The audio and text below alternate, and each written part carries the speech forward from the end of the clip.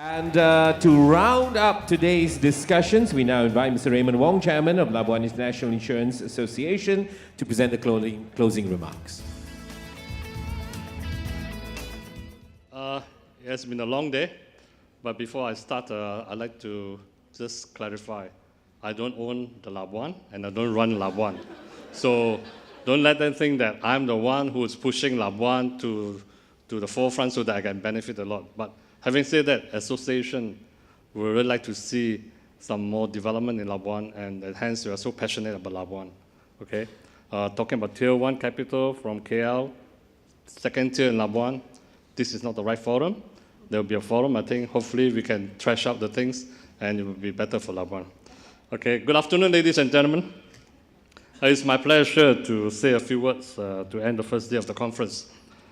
We are indeed grateful to have the opportunity to organize this Asian Captive Conference together with Labuan IBFC this year. This is the second year running. We hope that you continue more. Today, we're also thankful that we had a lineup of interesting sessions.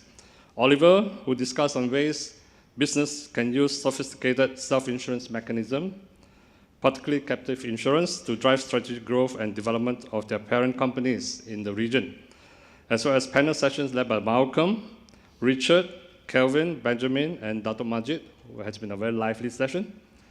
And in addition, we had a woman power session this afternoon, where Cik Razia shared with us her wisdom and experiences as a woman professional in the region's risk management industry. Indeed, it was an insightful sharing session.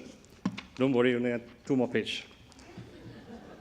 Ladies and gentlemen, the constant change in today's economy is encouraging risk management professionals like ourselves to move out of our comfort zones and transform the way we develop, underwrite, and offer our products.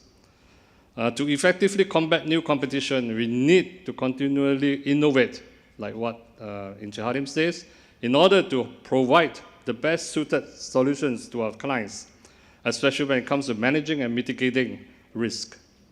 For these reasons, I definitely think the role of self-insurance will continue to grow, and I hope that participants today will take home the message that you have to consider this in the long term.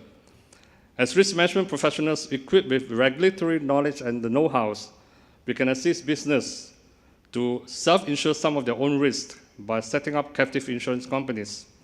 And with digital disruption rapidly becoming the new norm, it is essential that risk management professionals update themselves with insights to assist their clients in making the best strategic decision.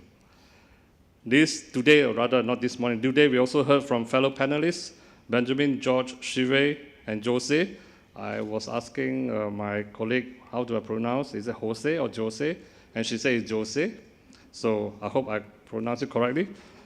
As well as the moderator, Richard, deliberating on the developments of the insurtech industry in Asia and the use of innovative initiatives using technology such as blockchains in captive insurance programs.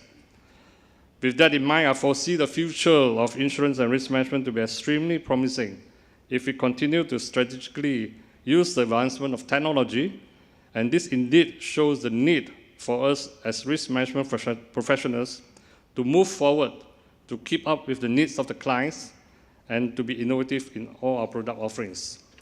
Ladies and gentlemen, I have to sell something about the Labuan International Insurance Association.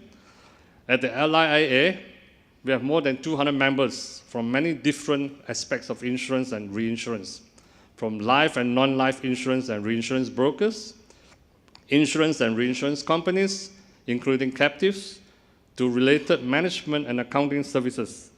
We are the only self-regulated association in Labuan.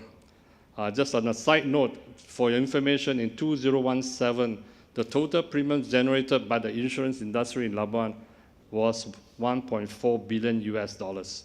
And out of the $1.4 billion US, 60% comes from the foreign shores, not from domestic. Only 40% of that came from domestic sources. Okay?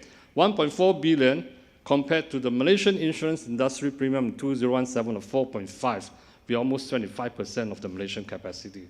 So in that sense, for all of you, please understand that Labuan is not a small area that is inconsequential. The premium generator is quite huge, and this would seem to be growing in the future. And in fact, an LIA membership is a requirement for all insurance and reinsurance-related entities operating the Labuan IBFC. And for information, under the Act, legal act, under the statute, I think there's only one in the country, maybe in the region, that unless you are a member of LIA and unless I sign the acceptance form as a member, LFSA will not give you a license. So it is a precondition that I sign and you get a license. So in that sense, we are quite powerful. That's why when you send for nominations for directorship, POs, they ask us for our recommendation to see whether you are fit and proper or not.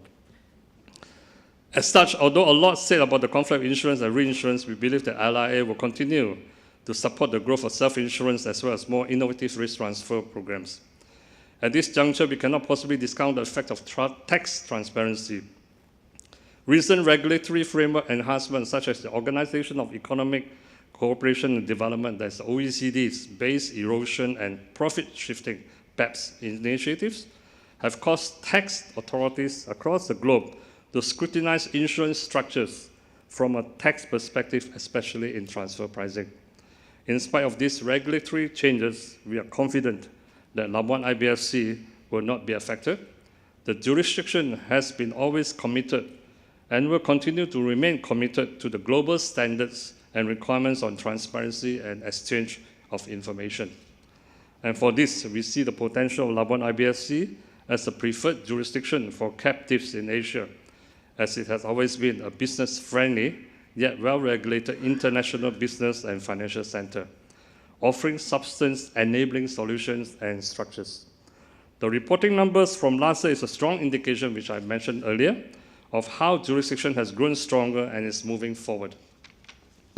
And as the largest industry association in Labuan, we will continue to work closely with the regulator to encourage the positive growth of the risk management industry in Labuan. Together, we strive to bring Labuan IBFC to even greater heights.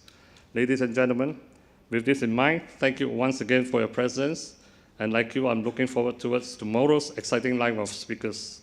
Thank you and have a good evening. Thank you very much, Mr. Raymond Wong.